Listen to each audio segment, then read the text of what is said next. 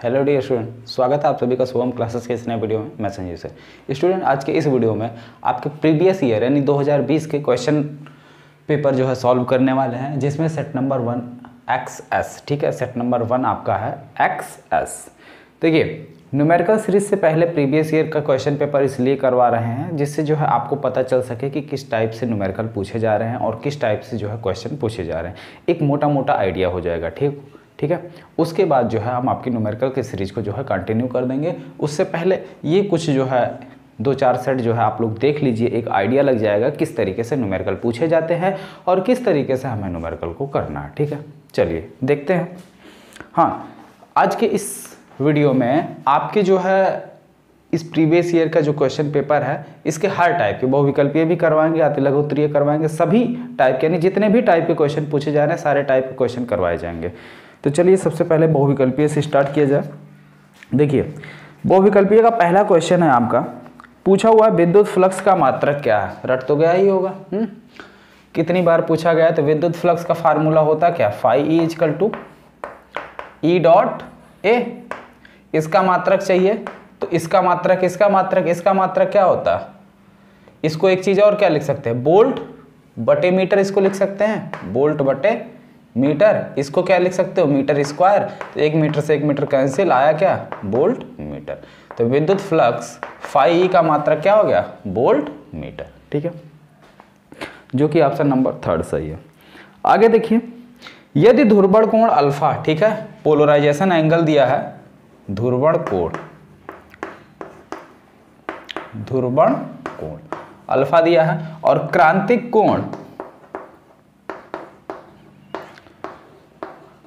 कोण जो है आपका दिया हुआ है बीटा, ठीक है। तो पूछ रहा है क्रांतिक कोण और ध्रुवण कोण में किस तरीके का रिलेशन है या एक दूसरे से ये कैसे संबंधित है। तो अगर आपको याद होगा तो क्रांतिक कोण और ध्रुवण कोण में जो संबंध होता है tan अल्फा = होता है sin IC, जहां पे C क्या होता है, क्रांतिक कोण, लेकिन यहाँ क्रांतिक कोण आपका बीटा दिया हुआ है तो इसकी जगह क्या हो जाएगा, बीटा, ठीक है। अगर आप ऑप्शन की तरफ ध्यान देंगे तो ऑप्शन में ये वाला ऑप्शन नहीं है, ठीक है। आप इसको क्या कर सकते हैं, 1/cot अल्फा लिख सकते हैं साइन बीटा। इसको इधर भेज दो, इधर डिवाइड में है, दूसरी साइड जाएगा मल्टीप्लाई में हो जाएगा। तो 1 = sine beta cot alpha. Option में ये वाला ऑप्शन है, ठीक है। तो ये कौन सा ऑप्शन है आपका, ऑप्शन नंबर है 2। और एक बहुत बड़ा अनाउंसमेंट है उन सभी स्टूडेंट के लिए जो 2021 में जेई मेंस का एग्जाम देंगे। उनके लिए अनअकैडमी लेकर आया रिवाइज-अथॉन फॉर जेई मेन 2021। स्टार्ट हो रहा है 6 फरवरी से। सबसे मोस्ट इंपॉर्टेंट बात है, इस 8 दिन में टोटल आपके 50 सेशन होंगे और 26 एजुकेटर आपको बिल्कुल फ्री में कंप्लीट रिवीजन कराएंगे। यहाँ पर आप देख सकते हो इंडिया के सबसे टॉप एजुकेटर है। और सबसे मोस्ट इंपॉर्टेंट बात, आपको क्या स्ट्रेटेजी अपनानी है। लास्ट टाइम में आपको टोटल 50 सेशन लिए जाएंगे और किस दिन कौन सा क्लास चलेगा पूरा फुल डिसाइडेड है। यहाँ पर आप देख सकते हो 6 फरवरी का पूरा शेड्यूल है, 7। तो इस तरीके से कंप्लीट शेड्यूल आपके सामने यहाँ पर शो हो रहा है। और सबसे मोस्ट इंपॉर्टेंट बात है, बिल्कुल फ्री ऑफ कॉस्ट है, ठीक है। डिस्क्रिप्शन में लिंक है, उस लिंक पर क्लिक करके आप इसमें इनरोल कर सकते हो। सबसे मोस्ट इंपॉर्टेंट बात, जैसे ही इनरोल पे क्लिक करोगे वहां से आपसे एक कोड मांगेगा, ठीक है। अगर वहां पर शुभम@12 यूज नहीं करोगे तो आप फ्री में इनरोल नहीं कर सकते। तो जितने भी स्टूडेंट इसको इनरोल करेंगे शुभम@12 जरूर डालेंगे। और अगर आप रैंक 200 तक आते हो तो आपको प्राइज मिलेगा, ठीक है। तो डिस्क्रिप्शन में लिंक है, सभी स्टूडेंट जाकर आज ही इनरोल कर लो, ऐसा मौका फिर नहीं मिलेगा, ठीक है। स्टार्ट करते हैं आज की, ठीक है। तो ऑप्शन नंबर 2 आपका सही होगा, ठीक है। तो इसी तरीके से देखिए, हर सेट के मतलब हर टाइप के बहुविकल्पीय, अति लघु, लघु, विस्तृत, ठीक है, सबके 2-2 क्वेश्चन जो है हम सॉल्व करवा दे रहे हैं, जिससे एक मोटा आपको आइडिया हो जाएगा। आगे देखिए, अति लघुत्तरीय की तरफ बढ़ते हैं। तो अति लघुत्तरीय में पहला क्वेश्चन आपसे पूछ रहा है कि अवतल लेंस के प्रथम फोकस की परिभाषा लिखिए। काफ़ी इजी क्वेश्चन है। तो किसी भी लेंस के अगर प्रथम फोकस की बात करें तो अवतल लेंस की बात कर रहा है, ठीक है। तो अवतल लेंस के अगर प्रथम फोकस की बात करेगा तो आप लिखेंगे अवतल लेंस के मुख्य अक्ष के समांतर आने वाली सभी प्रकाश किरणें, ठीक है, सभी प्रकाश किरणें अपवर्तन के पश्चात जिस बिंदु से होकर जाती हैं या जिस बिंदु से होकर जाती हुई प्रतीत होती हैं, उस बिंदु को लेंस का प्रथम फोकस कहते हैं। ठीक है, इतनी बात समझ में आई।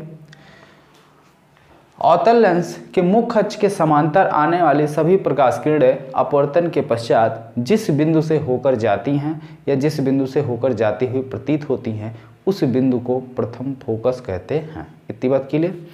आगे देखिए, अगला क्वेश्चन है, प्रकाश वैद्युत कार्यफलन का अर्थ समझाइए। ठीक है, तो प्रकाश वैद्युत कार्यफलन का अर्थ अभी कल के वीडियो में डिस्कस किए थे ना, कल की परसों किसी एक वीडियो में मैंने डिस्कस किया था प्रकाश वैद्युत कार्यफलन। तो चलो सभी लोग कमेंट बॉक्स में कमेंट कर जाइए अपने अपने आंसर। ठीक है, प्रकाश वैद्युत कार्यफलन W की क्या परिभाषा है, इसको जरा कमेंट कीजिए सभी लोग। ठीक है, अभी कल नहीं परसों के वीडियो में शायद मैंने इसको डिस्कस किया था, तो जल्दी जल्दी कमेंट कीजिए। देखिए, जब किसी धातु की सतह पर उच्च आवृत्ति का प्रकाश डाला जाता है तो धातु की सतह से मुक्त इलेक्ट्रॉन उत्सर्जित होने लगते हैं। ठीक है, तो धातु की सतह से इलेक्ट्रॉनों को उत्सर्जित करने के लिए आवश्यक न्यूनतम ऊर्जा क्या कहलाती है? प्रकाश वैद्युत कार्यफलन कहलाती है। ठीक है, सिंपल सी डेफिनेशन है। आगे बढ़िए अगले क्वेश्चन की तरफ। पूछ रहा विभव प्रवणता की परिभाषा दीजिए। विभव प्रवणता, तो विभव प्रवणता की अगर हम बात करें तो जैसे मान लो ये पॉइंट ए है और ये पॉइंट बी है। ठीक है, यहाँ पे पोटेंशियल कुछ आपका बी ए है, यहाँ पे क्या है वी है। जैसे जैसे हम आगे बढ़ते जाएंगे यानी दूरी हमारी बढ़ती जाएगी, विभव का मान क्या होता जाएगा? घटता जाएगा। विभव क्या हो जाएगा? ड्रॉप होता जाएगा, यानी कम होता जाता है। तो यानी दूरी के सापेक्ष विभव में होने वाले परिवर्तन को क्या कहते हैं? विभव प्रवणता कहते हैं।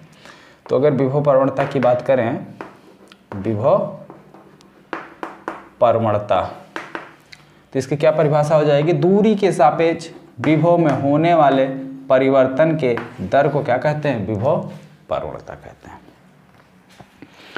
आगे देखिए लघु उत्तरीय की तरफ। लघु उत्तरीय में पहला क्वेश्चन जो है आपसे पूछ रहा है, क्वेश्चन है न्यूमेरिकल टाइप का है, तो ध्यान दीजिएगा न्यूमेरिकल पर। ठीक है, न्यूमेरिकल को कैसे सॉल्व करना थोड़ा सा ध्यान दीजिएगा, फोकस बनाए रखिएगा बोर्ड पे, तभी आपको पूरी चीज़ें प्रॉपर ढंग से समझ में आएंगी। अदरवाइज आपको उतना समझ में नहीं आएगा जितना आप चाहते हैं समझना। चलिए, तो क्वेश्चन को ध्यान दीजिएगा। क्वेश्चन है, एक छोटा क्षण चुंबक एक समान बाह्य चुंबकीय क्षेत्र में, ठीक है, और उस बाह्य चुंबकीय क्षेत्र का मान दिया हुआ है 4.5 टेस्ला। ठीक है, तो V इक्वल टू कितना हो गया? 4.5 टेस्ला। ठीक है, ये चीज दिया हुआ, तथा क्षण चुंबक की अक्ष क्षेत्र के साथ, यानी क्षण चुंबक का जो अक्ष है वो क्षेत्र के साथ कितना कोण बना रहा? थीटा कोण बना रहा, और उस थीटा की वैल्यू दी हुई है 30 अंश। ठीक है, 30 अंश। यदि इस पर 4.5 × 10⁻⁻² न्यूटन × मीटर का बल आघूर्ण लगता है, टाउ बराबर दे दिया है 4.5 × 10⁻² न्यूटन मीटर, इतने का बल आघूर्ण लगता है। ठीक है, तो क्षण चुंबक की स्थितिज ऊर्जा U ज्ञात करना है, ये चीज। ठीक है, जैसा कि क्षण चुंबक की अगर हम बात करें तो क्षण चुंबक का जो स्थितिज ऊर्जा का फार्मूला होता है, ठीक है, स्थितिज ऊर्जा, इसका फार्मूला देखो क्या होता है। किसी भी क्वेश्चन को करने से पहले सबसे पहले तो हमें ये चीज जानना जरूरी होता है कि क्या चीज गिवन है। अगर आप उसको लिख ले गए और क्या चीज निकालना है, ठीक है, ये हमने लिख दिया। ये इतनी 3 चीजें दी हुई थी, तीनों को मैंने पहले लिखा। उसके बाद ये चीज मुझे निकालना था, स्थितिज ऊर्जा। तो स्थितिज ऊर्जा का फार्मूला क्या होता है क्षण चुंबक के लिए? U equal to -mb cos theta. अब अगर आप ध्यान से देखें तो आपको b पता है, थीटा पता है, m नहीं पता है, तो आप m निकाल लीजिए ना। टाउ बराबर क्या होता है? mb sin theta. टाउ बराबर क्या होता है, mb साइन थीटा। तो यहाँ से देखिए b पता, थीटा पता है, टाउ पता, m नहीं पता, तो m यहाँ से निकाल लीजिए। तो यहाँ से m इक्वल टू कितना हो जाएगा, टाउ बटे b साइन थीटा, टाउ बटे b साइन थीटा। ठीक है, वैल्यू रखिए या सीधे आप यहीं पे ला कर रख लीजिए। तो u इक्वल टू कितना हो जाएगा, m की जगह क्या रखोगे, माइनस टाउ अपान b साइन थीटा और ऊपर b कॉस थीटा। ठीक है, ये तो देखिए एक सरल तरीका हो गया, मैक्सिमम चीज़ें आपकी कट जाएंगी। ठीक है, ज़्यादा आपको गुणा भाग नहीं कटना। ये देखिए b से b भी कैंसिल हो गया, बचा क्या, कास बटे साइन हो गया काट, तो आया क्या, माइनस टाउ कॉट थीटा। ठीक है, एक वैल्यू रखिए, थीटा का मान रखिए, आंसर ले लीजिए। या थोड़ा सा लंबा करना चाहते हैं तो वो भी तरीका देखिए, टाउ की वैल्यू रखिए कितना, 4.5 गुणे 10 घात माइनस 2। बी का मान कितना है, 4.5। ठीक है, साइन थीटा की वैल्यू, साइन 30 की वैल्यू 1/2, इससे ये कैंसिल हो गया, 2 चला गया ऊपर, तो 2 गुणे 10 घात माइनस 2। ये आपका m की वैल्यू आ गई, क्या आ गई, m की वैल्यू आ गई। अब ये m की वैल्यू आप यहाँ पे रखेंगे तो u इक्वल टू कितना मिलेगा, माइनस 2 गुणे 10 घात माइनस 2 गुणे b का मान है 4.5 गुणे cos 30, और cos 30 की वैल्यू होती है √3/2, तो -2 गुणे 10 घात माइनस 2 गुणे 4.5 गुणे √3/2, तो 2 से 2 आपका कैंसिल हो गया, आया कितना, 4.5 माइनस का गुणे √3 गुणे 10 की घात माइनस 2 जोड़। ठीक है, ये आंसर हो गया। या आप इसको गुणा भाग कर लीजिए पूरी तरीके से, -4.5 गुणे इसकी वैल्यू होती है 1.732 गुणे 10 घात माइनस 2 जूल। ठीक है, अब गुणा कर लीजिए तो कितना आएगा भाई, चलिए हम ही कर दे रहे हैं गुणे, अगर 45 करें, 5 दूनी 10, 5 3 15, 1 16, 5 7 35, 1 36, 5 1 5, 3 8, 4 दूनी 8, 4 3 12, 4 7 28, 1 29, 4 1 4, 4 2 4 1 4 2 6। ठीक, 0, 8 6 14 के 4, 6 2 8 1 9, 9 8 17, 9 8 17 के 7, हासिल 1 6 1 7, तो 1 2 3 4, यानी यहाँ पे भी तो 4 अंक पे दशमलव, 1 2 3 4, यानी यहाँ पे दशमलव लग गया। आया कितना फाइनली, -7.794 गुणे 10 घात माइनस 2 जूल। ठीक है, इतनी चीज आ गई। और देखिए यहाँ पे भी रखिएगा, वही चीज आएगा। टाउ की वैल्यू कितनी है, -4.5 गुणे 10 घात माइनस 2। कॉट थीटा की वैल्यू कितनी है, 30 अंश, और कॉट 30 अंश की वैल्यू होती है √3। देखिए यही चीज आया कि नहीं, आया ना यही चीज। तो देखिए कई यहाँ पे जितना कैलकुलेशन हमने किया वो उतने कैलकुलेशन से आप बच गए, यहाँ पे जितना ये कैलकुलेट किया गया उससे कैलकुलेशन से आप बच गए, तो ये 60 तरीका है। ठीक है, इतने में ही आपका आंसर हो गया। तो जो तरीका आपको समझ में आया आप अप्लाई कर लेना। ठीक है, आगे बढ़ते हैं अगले क्वेश्चन की तरफ। कहाँ गया डस्टर,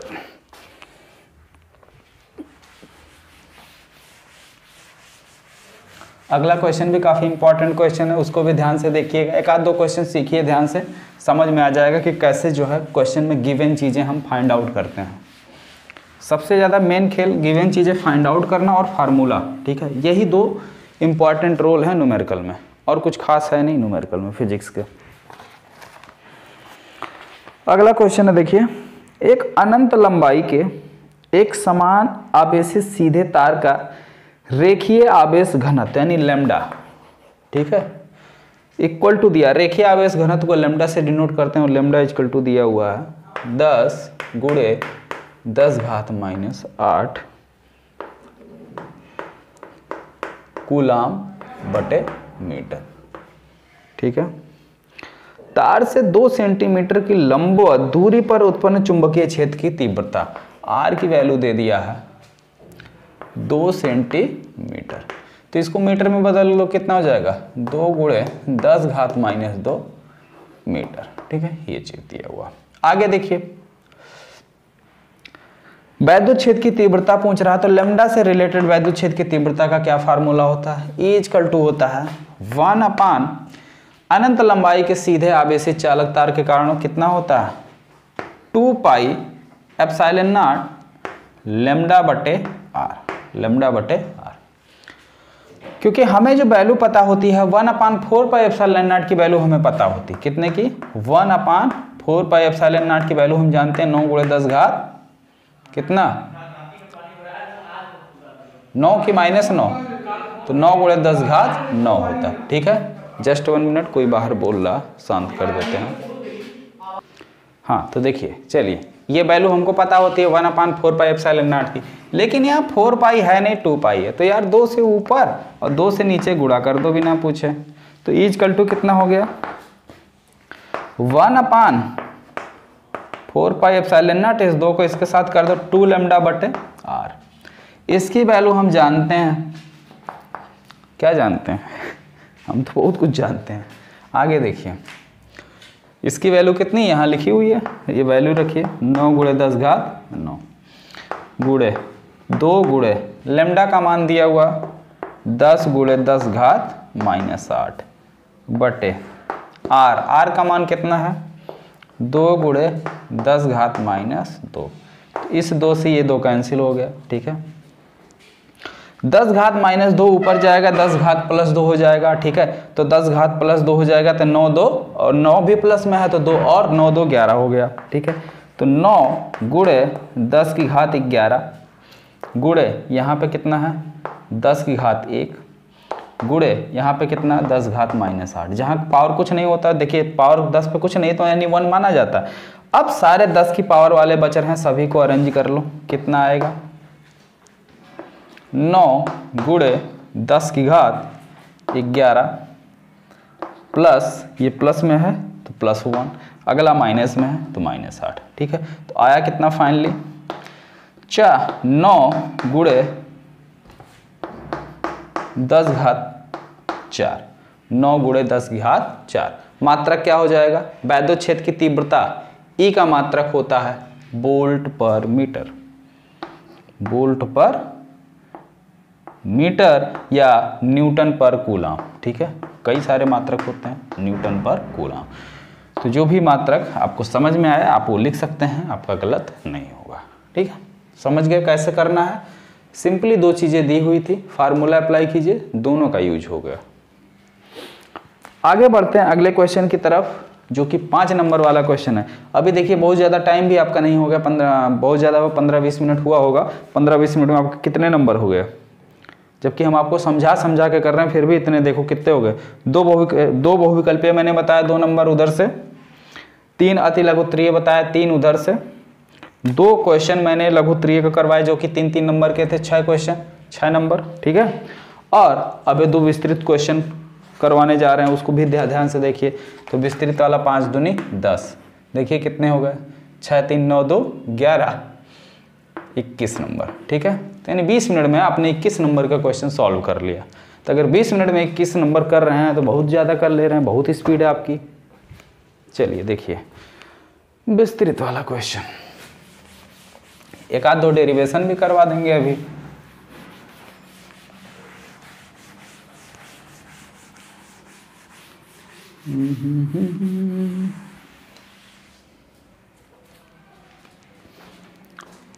देखिए क्वेश्चन है, हाइगेंस के द्वितीयक तरंगिकाओं का सिद्धांत लिखिए। तो हाइगेंस के द्वितीयक तरंगिकाओं के सिद्धांत लिखने के लिए आप विस्तृत त्रिय क्वेश्चन का जो हमने सीरीज चलाया था उस सीरीज को अच्छे से देखिए, ठीक है, उसमें है। तो सीरीज को प्लेलिस्ट में व्यवस्थित कर दिया जाएगा और उसका लिंक नीचे डिस्क्रिप्शन बॉक्स में दे दिया जा रहा है, आप लोग जो है चेक देख लीजिएगा विस्तृत त्रिय की थियरी। उसी से रिलेटेड क्वेश्चन है कि 6000 तरंग दैर्ध्य लैम्डा इक्वल टू दिया 6000 एंगस्ट्रॉम, ठीक, का एक वर्णी प्रकाश वायु से 1.5 अपवर्तनांक वाले कांच की सतह पर आपतित होता है। n इक्वल टू दिया है 1.5, ठीक है, आपतित होता है। अब कह रहा है इसमें निम्नलिखित में प्रत्येक की तरंग दैर्ध्य एवं चाल ज्ञात कीजिए। तो आपतित प्रकाश की चाल हमको निकालनी है, ठीक है, प्रकाश की चाल और तरंग दैर्ध्य दोनों चीज निकालनी है। दूसरा पूछ रहा है परावर्तित की, परावर्तित है ना, हाँ, परावर्तित प्रकाश की चाल और तरंग दैर्ध्य निकालनी है। तो ध्यान से देखिए, आपतित प्रकाश जो है वायु से कांच पर आके गिर रही है, ठीक है, तो आपतित प्रकाश की जो आवृत्ति है वही सेम आवृत्ति जो है, यानी जो आप प्रकाश इंसिडेंट हो रही है, जो प्रकाश की आवृत्ति वही आपतित प्रकाश की आवृत्ति है। तो जब आपतित प्रकाश की आवृत्ति वही है, ठीक है, तो इसकी सबसे पहले हम क्या निकाल लेते हैं, आवृत्ति निकाल लेते हैं। आवृत्ति न्यू इक्वल टू क्या होता है, सी बाई लेमडा, सी अपान क्या होता है लेमडा। लेकिन हमें अभी लेमडा की भी वैल्यू पता नहीं है, लेमडा की भी वैल्यू पता नहीं है, ठीक है। तो सबसे पहले हम क्या करेंगे, लेमडा की वैल्यू निकालेंगे। लेमडा की वैल्यू कहाँ से निकलेगी जरा बताइए सभी लोग, लेमडा इक्वल टू क्या फार्मूला होता है। तो चलिए, आप सभी लोगों को पता चला कि कितना होगा। भाई हम भी चले गए थे थोड़ा चाय पीने, वीडियो रोक के। चलिए आगे देखिए, सबसे पहले काम तो यहाँ पे क्या करेंगे, प्रकाश जो है वायु से कांच में जा रही है, तो यानी एक माध्यम से दूसरे माध्यम में जा रही है। तो माध्यम में प्रकाश की क्या क्या चीजें बदलती हैं वो सबसे पहले आप निकाल लो। पहली चीज चाल बदल जाती है और तरंग दैर्ध्य बदल जाती है, ठीक है, आवृत्ति सेम रहती है, ठीक है, तरंग दैर्ध्य बदल जाती है, ये दो चीज बदल जाती है। तो माध्यम में प्रकाश की चाल निकाल लो। तो माध्यम में प्रकाश की चाल कितनी हो जाएगी, v equal to C by N, C by N. C की वैल्यू 3 गुणे 10 घात 8 बटे एन की वैल्यू 1.5। 1.5 का मतलब होता है 3/2, 2 चला जाएगा ऊपर, 3 से 3 कैंसिल हो जाएगा, तो 2 गुणे 10 घात 8 मीटर पर सेकेंड, ठीक है। ये चीज आ गई, ये माध्यम में प्रकाश की चाल आ गई। अब माध्यम में प्रकाश की तरंग दैर्ध्य निकाल लो, lambda M equal to lambda by N. Lambda आपको दिया 6000 बटे अपवर्तनांक 1.5, 1.5 का मतलब 3/2, 6000 बटे 3/2, 3 1 के 3, 3 दूनी, ठीक है, 2 दूनी 4, तो 4000 एंगस्ट्रॉम। माध्यम में आपकी जो है तरंग दैर्ध्य भी निकल के आ गई, ठीक है। इतनी बात सिंपल समझ में आ गई। अब हमने क्या कहा कि अब आवृत्ति जो है इसकी वही रहती है। प्रकाश जब एक माध्यम से दूसरे माध्यम में जाती है तो ये दो चीज बदल जाती है और आवृत्ति जो है वो क्या होती है, सेम रहती है, ठीक है। तो आवृत्ति निकाल लो, इसकी आवृत्ति कितनी है, तो आवृत्ति न्यू इक्वल टू क्या होता है, सी बाई लेमडा, और सी की वैल्यू आपको पता ही है कितनी है,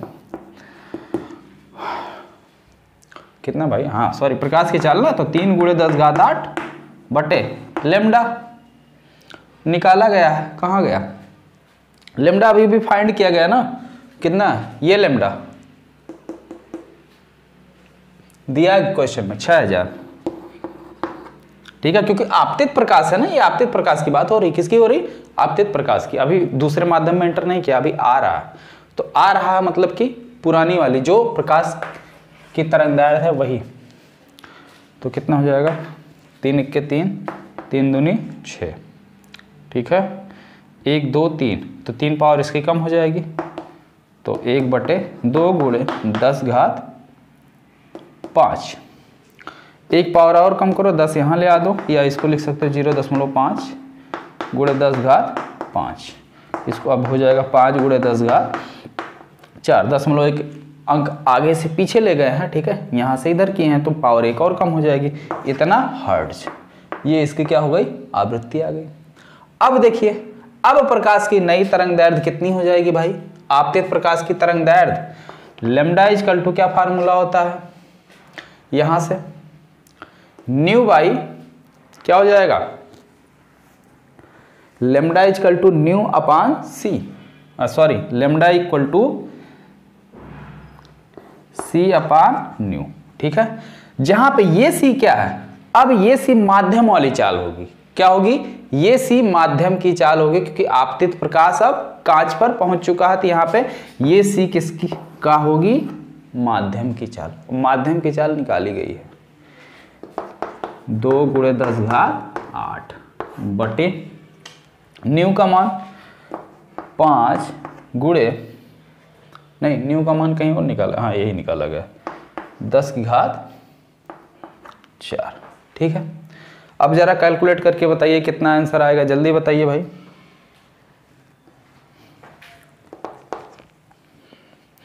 सबसे पहले तो इसको ऊपर ले जाओ, तो 4 पावर ये कम हो गया, 2 × 10⁻4 नीचे बचा 5, तो इसको इससे भाग कर दोगे 0.4 × 10⁻4, ठीक है। अब कितना आएगा, 0.4 × 10⁻4 का मतलब 1 2 3 4 0, ठीक है। एक अंक पे दशमलव है, दशमलव इधर से गुणा कर लो, तो गुणा करोगे तो आ जाएगा, ठीक है। एक अंक पे दशमलव लगा लिए, कितना है 4000, तो 4000 एंगस्ट्रॉम, ठीक है। आपतित प्रकाश की तरंग दैर्ध्य भी हमने निकाल दिया, और आपतित प्रकाश की क्या पूछा था भाई, चाल पूछा था, ठीक है, तो चाल भी यहां पे निकाल दी गई, ठीक है। अब देखिए परावर्तित के लिए पूछ रहा, परावर्तित प्रकाश की, तो परावर्तित प्रकाश की, ठीक है, परावर्तित प्रकाश फिर कहां जाएगा, कांच से फिर वायु में, ठीक है। परावर्तित प्रकाश कांच से कहां, कांच से फिर वायु में जाएगा, वायु में जाएगा, अतः इसकी चाल और तरंग दैर्ध्य दोनों वही होंगी जो वायु में प्रकाश की चाल और तरंग दैर्ध्य होती हैं। तो वायु में प्रकाश की चाल और तरंग दैर्ध्य कितनी होती है, वायु में तरंग दैर्ध्य ये होती है, और चाल 3 × 10⁸ मीटर/सेकंड ये होती है। सिंपल चीजें समझ में आ गई अच्छे से, ठीक है। चलिए एक आध डेरिवेशन भी कर लेते हैं। देखिए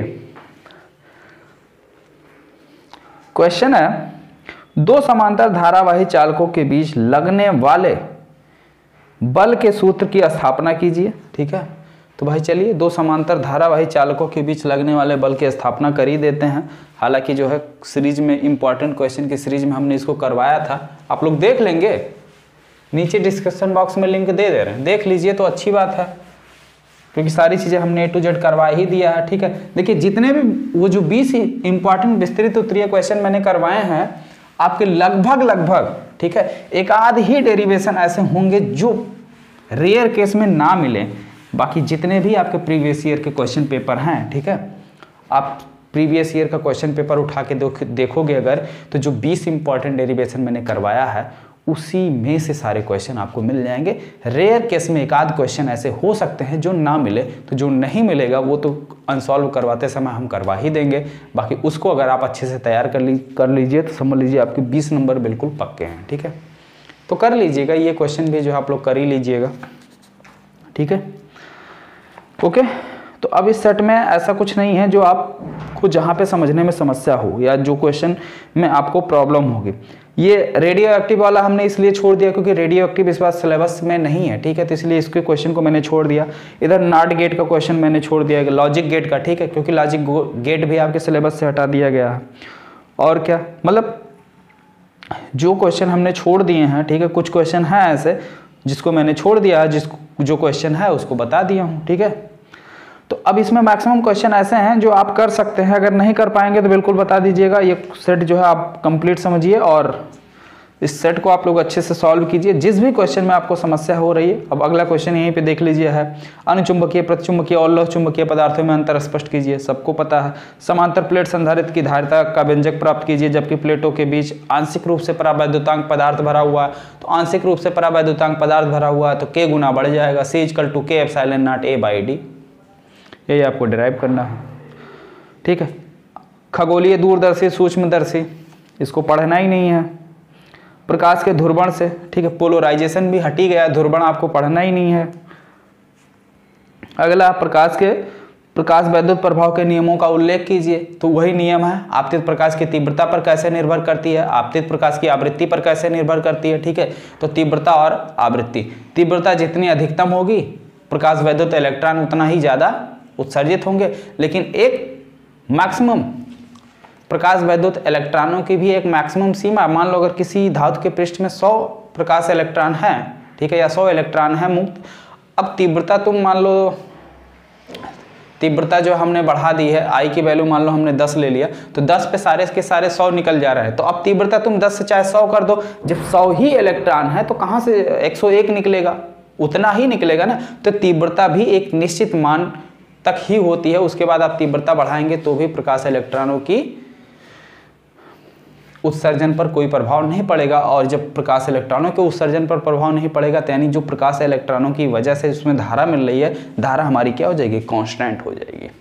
इसी तरीके से आवृत्ति का भी खेल है। देखो दे भी दिया है, तीव्रता समान हो आवृत्तियां भिन्न भिन्न हो, आवृत्ति समान हो तीव्रताएं भिन्न भिन्न हो, ठीक है। तो इसके बीच में ऐसे ग्राफ जो है दिखा देना, I1 तीव्रता, I2 तीव्रता, ठीक है। अगला है एम्पियर के परपथीय नियम, देखिए करवाया हुआ क्वेश्चन है। अगला क्वेश्चन है ट्रांसफार्मर का सिद्धांत लिखिए, उच्चाई तथा अपचाई ट्रांसफार्मर को उल्लेखित कीजिए, ट्रांसफार्मर में क्षय ऊर्जा के कारणों का उल्लेख कीजिए। उपचाई अपचाई दोनों को मैंने अच्छे से, सबसे पहले तो आप ट्रांसफार्मर का सिद्धांत बताइएगा और उपचाई और अपचाई में अंतर। उच्चाई वोल्टेज को बढ़ाता है, अपचाई वोल्टेज को घटाता है, ठीक है।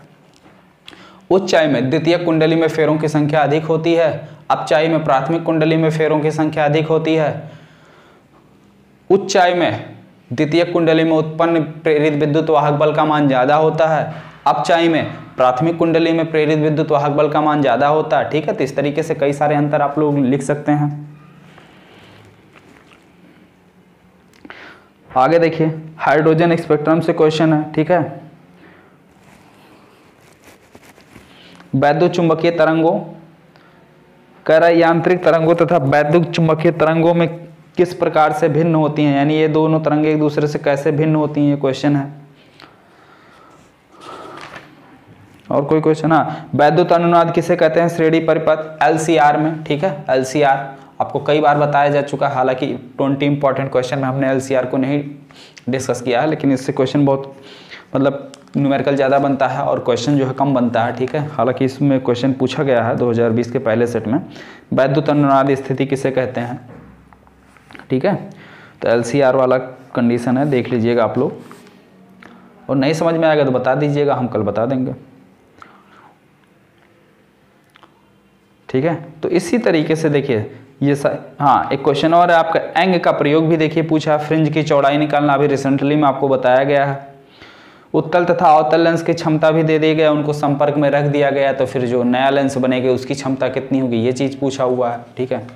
तो क्वेश्चन बहुत सिंपल क्वेश्चन है, आप सब इसको बहुत कर सकते हैं, बहुत डरने की जरूरत नहीं, हाइपर होने की जरूरत नहीं, बिल्कुल रिलैक्स होकर काम करिए, सब कुछ समझ में आ जाएगा, ठीक है। अगर आपके अंदर चीज़ों को करने से पहले ही डर बैठ गया तो फिर आप करोगे कैसे। कोई भी नया काम करने जा रहे हो, देखते बोलो नहीं इसको हम कर लेंगे, ठीक है, फिर उसको करने की देखो 50% तो आपका सोल्यूशन वहीं जो है आपको मिल जाता है, सिर्फ आपकी डर की वजह से। अगर आप डरना बंद कर दिए तो 50% आधे से ज़्यादा तैयारी आपकी वैसे ही हो जाएगी।